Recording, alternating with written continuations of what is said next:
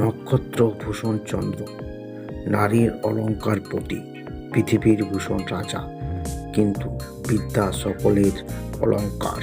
চাঁদ নক্ষত্রদের অলঙ্কার স্বরূপ, কারণ সহস্র নক্ষত্র খচিত আকাশের রাত্রির সৌন্দর্য বৃদ্ধি পায় না, আলোকিত হয় না সমগ্র পৃথিবী।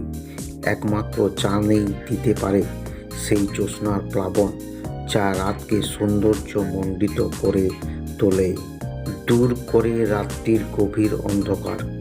সহস্র অলঙ্কারের ভূষিতা নারী যদি পতিহীন হয়, তাহলে তার সৌন্দর্য কোথায়? তেমনি রাজা হলো পৃথিবীর অলঙ্কার।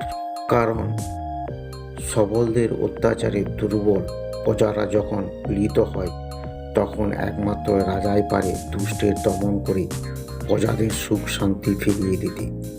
বিদ্যাহীন মানুষ যতই উচ্চ বংশে জন্মগ্রহণ করুক, যতই ধনবান হোক, সে সমাজের সম্মান পায় না। বিদ্যা মানুষকে সমাজে প্রতিষ্ঠিতা করে। রূপ, যৌবন, ধন, বংশমর্যাদা এসব তুচ্ছ সমাজের কাছে। কালের রথচক্রে সবে হারিয়ে যায়, শুধু রয়ে যায় বিদ্যা। তাই বিদ্যা সবার অলঙ্কার।